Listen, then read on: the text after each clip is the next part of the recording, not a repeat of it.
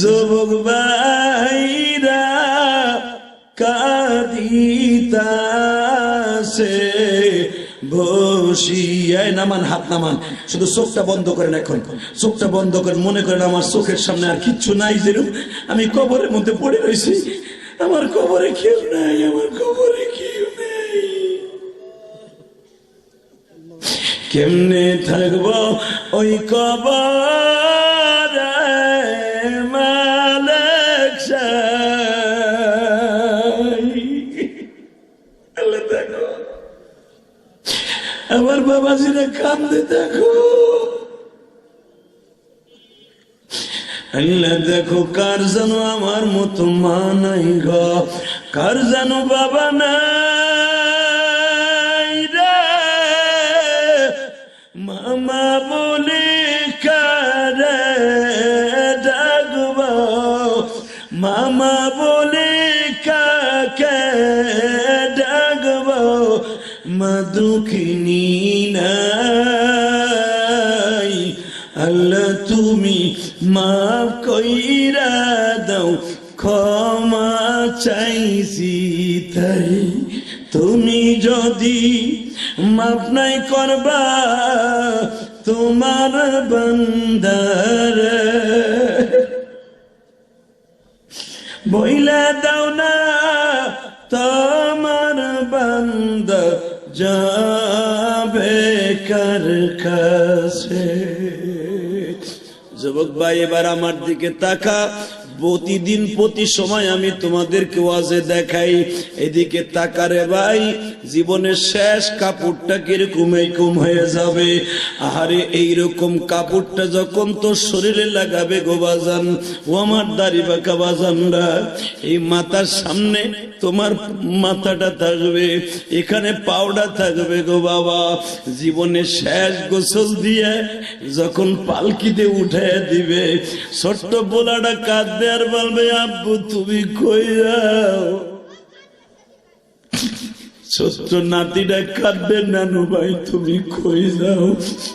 যুবক তুই যদি 22-23 বছর 15 বছর বয়সে কাপড়টা লাগাইয়া মসজিদের খাট পাশে শুয়ে পড়ো, তোর বন্ধু পাশে বইয়া ডাকবে আর বলবে, দোস্ত তুই কই যাস।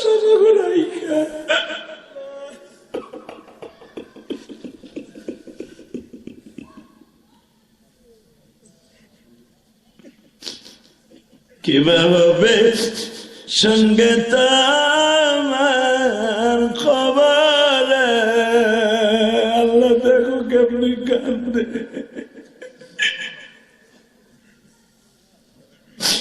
কিভাবে সঙ্গে তোমার কাফনে, তাকায় দিকে, কিভাবে সঙ্গে তোমার কাফনে। আল্লাহি ওয়া বারাকাতুহু।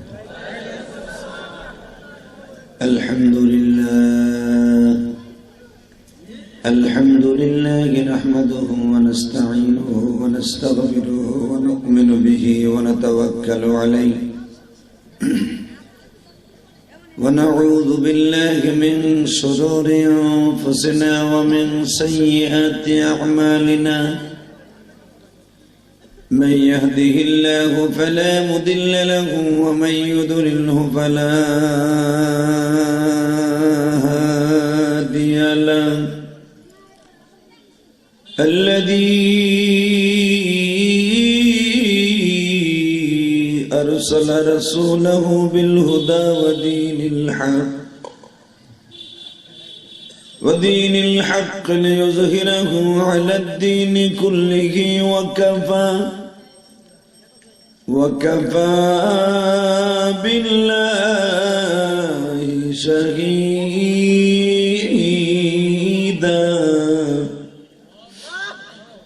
أما فقد قال الله تبارك وتعالى: فأعوذ بالله من الشيطان الرجيم.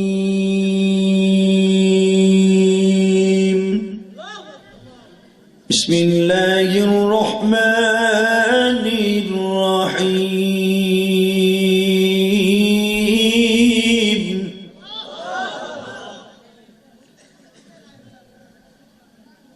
কুল্লু নাফসিন যায়িকাতুল মাউত وقال الله تبارك وتعالى قل أطيعوا الله وأطيعوا الرسول إن الله وملائكته يصلون على النبي يا أيها الذين آمنوا صلوا عليه وسلموا تسليما اللهم صل على محمد وعلى آل محمد كما صليت على إبراهيم وعلى آل إبراهيم إنك حميد مجيد যুবক ভাই সবাই দরুদ শরীফটা পড়ো চেহারা সুন্দর হবে মাথার বেরেন ভালো হবে যা চাইবা তাই পাইবা সবাই اللهم صل على محمد وعلى آل محمد كما صليت على إبراهيم وعلى آل إبراهيم إنك حميد مجيد اللهم بارك على محمد وعلى آل محمد كما باركت على إبراهيم وعلى آل إبراهيم إنك حميد مجيد لا إله إلا الله جر لا إله إلا الله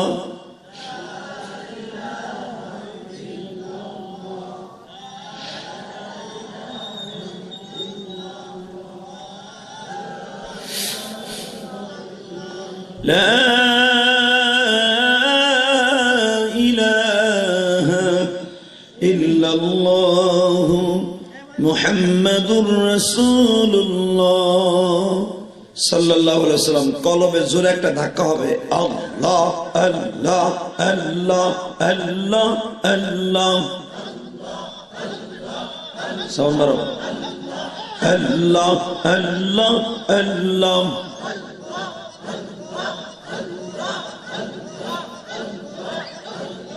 لا إله إلا الله محمد رسول الله صلى الله عليه وسلم জোরে মারহাবা সমস্ত প্রশংসার মালিক কে এই আল্লাহ নাম আসতে বলেন না বাতের রোগে ধরবে শীতের মধ্যে এই যারা রাস্তায় আছে না এই দুলাভাইরা নিচে নামো আল্লাহর রে বড়ে আরে মগাগুলো রাস্তায় খাড়াই থাকবো মগার নিচে নামবো না আরে কি সুন্দর ব্যবস্থা করছে তো খাড়াই দাদা বই রয়েছে কেমন অবস্থা এদিকে আও আল্লাহ যারা রাস্তায় দাঁড়ায় থাকবো গাড়ি তো রাস্তা দিয়ে চলে দোয়া কিন্তু করি নাই তাড়াতাড়ি নামতে কর ইনশাল্লাহ বলেন এই যে বাতি এদিকে আয় না এত বড় লম্বাটা বেড়া খাড়াই দিছে এদিকে আয় আল্লাহ কবুল করেন জোরে না আমি সমস্ত প্রশংসার মালিক কে আরো জোরে আরো জোরে ওই আল্লাহ এখন আছে না নাই তাহলে আমি তো দেখলাম ইশারের নামাজ কয়জনে পড়লেন আল্লাহ আছে বিশ্বাস করে নামাজটা পড়লেন আরে কবল রে মনে হয় ফিরে দিয়ে একটা বাড়ি দিই কবলে মুসলমানের পোলা আইসে ওয়াজ শুনতে রাস্তায় দাঁড়ায় দাঁড়ায় সিগারেট খায় নামাজটা পড়বো না ভাইরে একক তো নামাজ কামাই দিস না দাদু ভাই তোকে পাও দূরে দূরে নামাজটা কামাই দিস একক তো নামাজ যদি কেউ কামাই দেয় বিনা ওজুরে 2,88,00,000 বছর জাহান্নামে জ্বলতে হবে ভাই পারবি সহ্য করতে পারবি না ছোট্ট একটা এক্সাম্পল দিই কেউ যদি মোমবাতি ধরাইয়া এই আঙ্গুলটা 2 মিনিট রাখতে পারোস আমি তোরে 5,000 টাকা পুরস্কার দেব।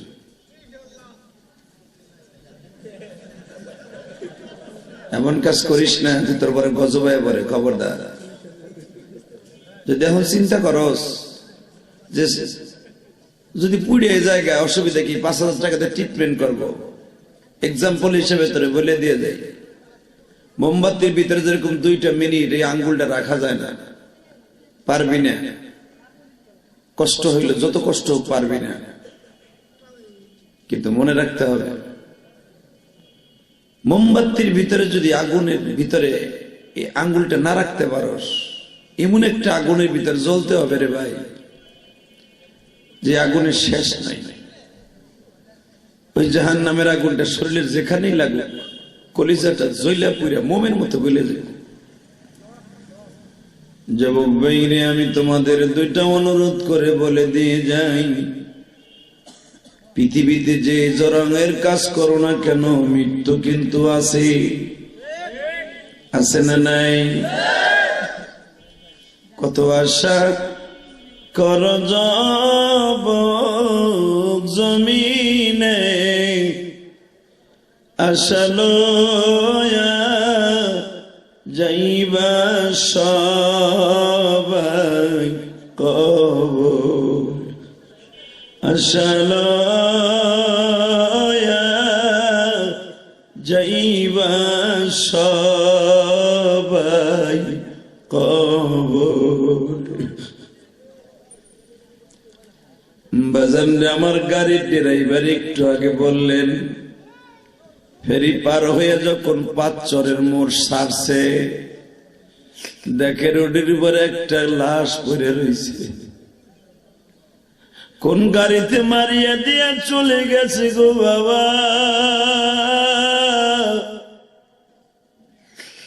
লাশের উপর দিয়ে মনে হয় আরো 4টা-5টা গাড়ি গেছে। মাথার এই কল্লাটা আর মাথার সারাটা চাউলতে চেঁচার মতো পিছে গেছে। এখন এ ফরিদপুর সালতা থানার যুবক রে,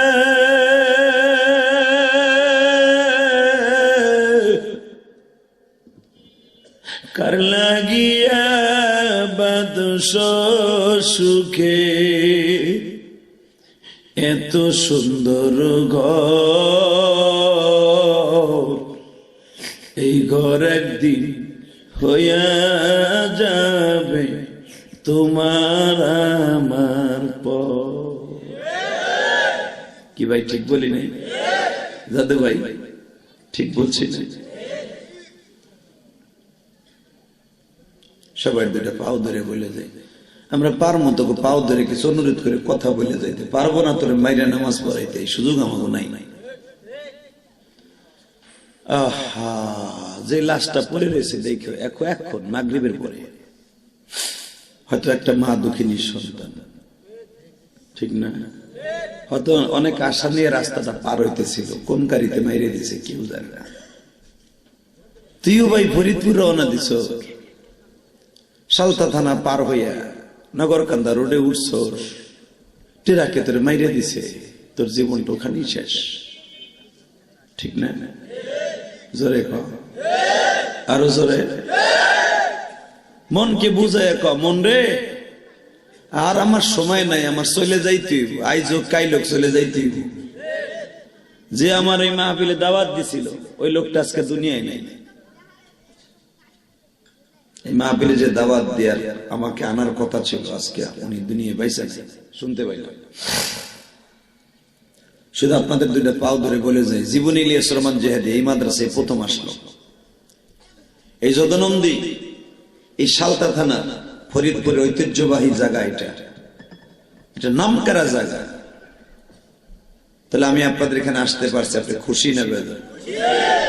আলহামদুলিল্লাহ বলেন তো, আল্লাহু আকবার জোরে বলেন তো। ভাই যারা দাঁড়ায় আছেন, দাদু ভাই, এ রাস্তার দাদু ভাই, দে মকা দে নাম, তুই মরে গেলে ঠ্যাং ধরে টাইনে বাস বাগানে ফেলাই, তুই এই বলে উত্তর বিলের মধ্যে দিকে আয়। আল্লাহ কবুল করুক, জোর করে আমিন। আল্লাহ যে জান্নাতি ভাইরা আমার দিক তাকায় আছে, এরা আমারই ভাই, এরা আমারই দেশের ছেলে, বীরত্তর ফরিদপুরের সন্তান আমরা। যদিও আমার বাড়ি গোপালগঞ্জ মুকসিদপুর, তোমার বাড়ি সালতা, বেশি দূর না কিন্তু, ঠিক না বেটি? পাশাপাশি, মাঝখানে একটা রোড। অতএব নদীর ওই পার, তোমাকে ওই যে পাশে কি কি বাজার জানি, কৃষ্ণ দিয়া বাজার, ওইটাও তো আমাকে মুকসিদপুরের মধ্যে পড়ছে। নদীর এই পার আর ওই পার তোমার আর আমার বাড়ি, খালি মাঝখানে একটা কুবাল নদী। অতএব একসাথে আমি বলবো, যদি আল্লাহ কিয়ামতের মাঠে আমাকে মাফ করে দেয়, আমরা একসাথে জান্নাতে যাবো। কি যাবা না? ওই একসাথে আগ করে রয়েছে, হাওয়া ওখানে না ওখানে, না দেয় আছে না না, কোনো কিছুই হয় না। চিন্তা করে আমি জান্নাতে গেলে তোমার লয়ে যাবো, তোমার আরো ধাক্কা দিয়ে ফেলাইতে যাবো না গো চাচা। এটা দুনিয়া না যে কার আগে কেটে যাবে, দুনিয়া না, আখিরাতের মাঠে আল্লাহ রাব্বুল আলামিন একজন মানুষকে ওসিলা করে হাজার হাজার মানুষকে জান্নাত দিয়ে দিবেন। হতে পারে ওই লোকটা আমিও হতে পারি, হতে পারি তুমিও হতে পারো। ভাই তুমি আমার ওয়াজ শুনে তুমি জান্নাতে যাবে, আমার থুয়ে যাইতে পারবো না। আবার আমি তোমার থুয়ে যাইতে পারবো না, তুমি আমার ওয়াজ শুনে আমল করে জান্নাতে গেছিলা, ইনশাআল্লাহ বলেন।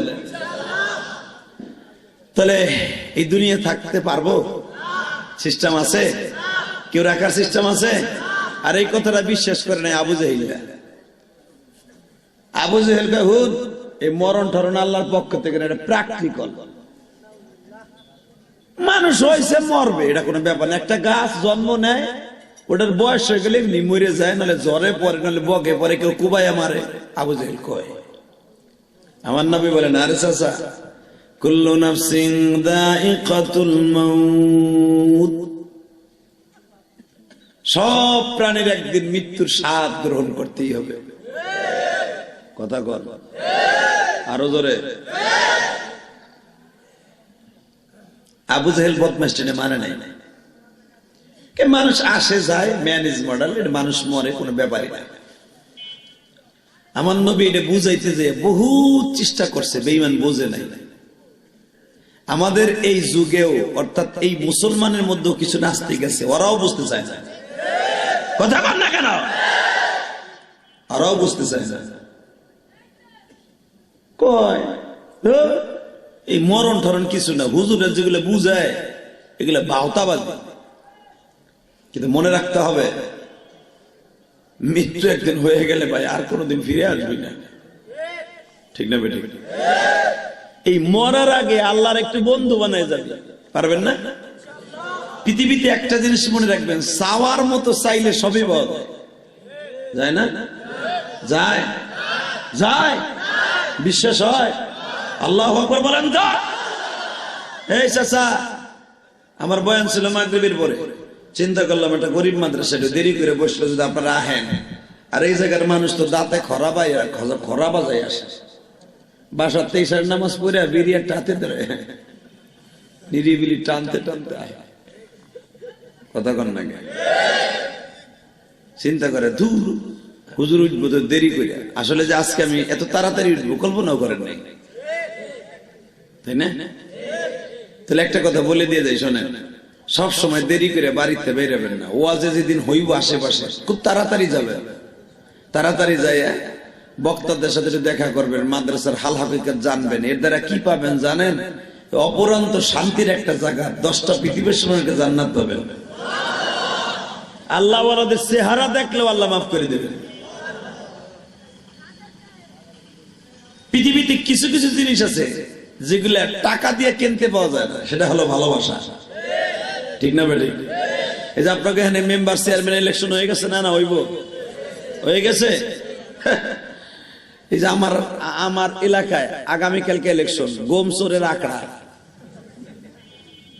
কথা কন না?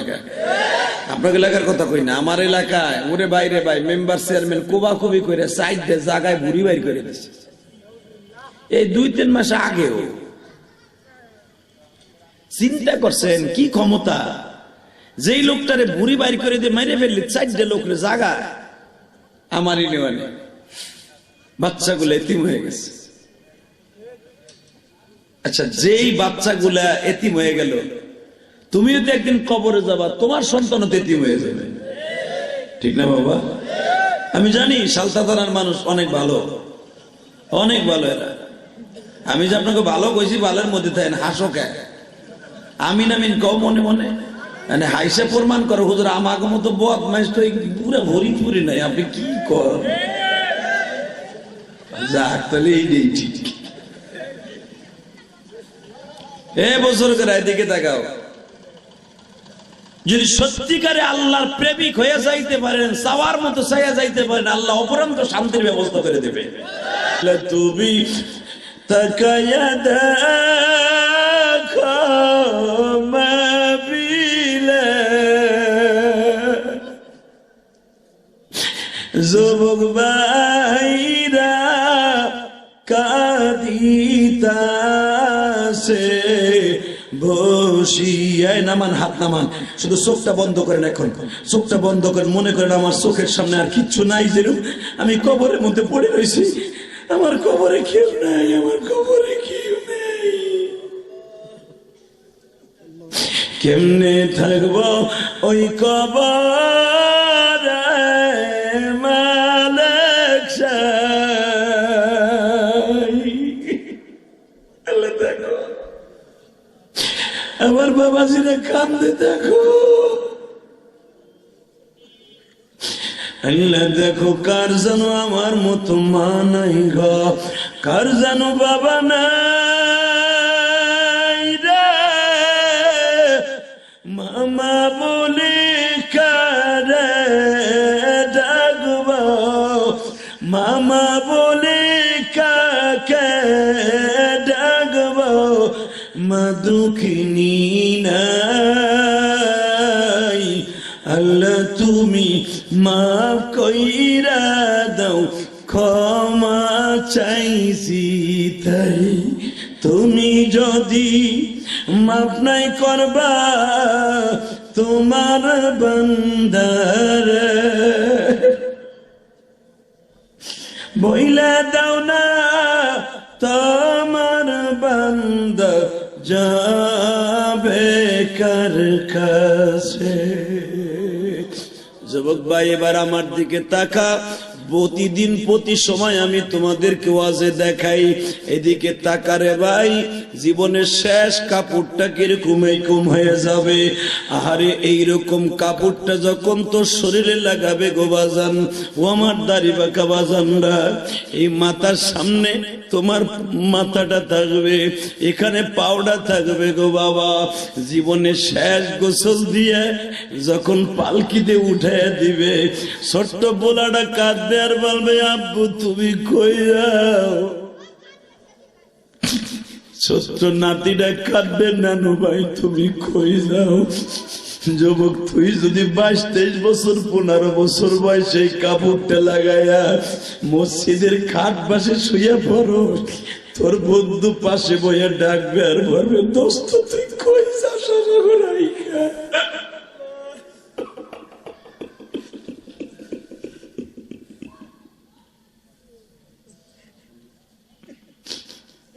কিভাবে সঙ্গে তোমার খবর, আল্লাহ দেখো কেমনি কান্দে।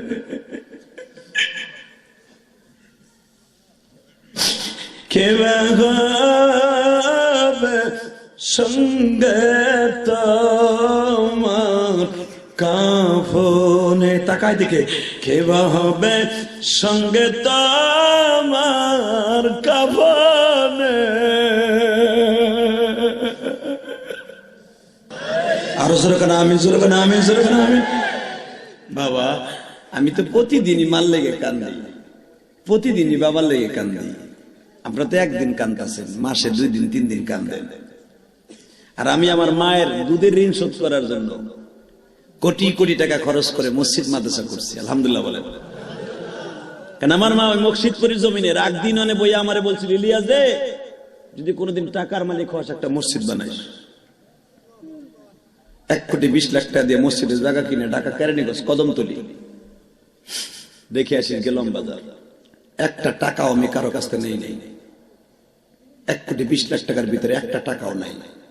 এখন হয়তো অনেকে 1 বস্তা 2 বস্তা সিমেন্ট কিনে দিয়ে মসজিদের কাম ধরছে, 3 তলার কাম চলতেছে, আলহামদুলিল্লাহ বলেন। 6 তলা ফাউন্ডেশন দিয়ে মসজিদের 3 তলার কাজ চলতেছে রে ভাই। আমি কারো কাছ থেকে একটা টাকা চাইয়া নেই নেই, আমার এই পর্যন্ত 3 কোটির কাছাকাছি চলে গেছে মসজিদে। সব আমারই রক্ত ঝরানো, ঘাম ঝরানো পয়সা দিয়ে মসজিদ বানানো। আমার জীবনে যদি কোনো ভালো কাজ করে থাকি, আল্লাহর ঘরটাই আমার জন্য ভালো কাজ। তোমরা বলো না বক্তারা টাকা নিয়ে কি করে, আমি কি করি দেখে আইসো। আমি ওয়াজে ওঠার আগে ওই যে আমার ভাই মাঝখানে বসে রয়েছে, আমার হাতের মধ্যে 500 টাকা দিয়ে কি করে জানো, ওই যে মাঝখানে বসা, হাত উঁচা করলে পারবা, যে হিসাবে ওই যে হাত উঁচা করছে, আর মান নামে 500 টাকা আমার মসজিদে দিয়ে বলে, হুজুর আমি আপনার মসজিদে দিলাম 1 বস্তা সিমেন্টের দাম, দেখো বয়ে বয়ে কামতাছে। বানানোর কথা যে হাদি বলে না।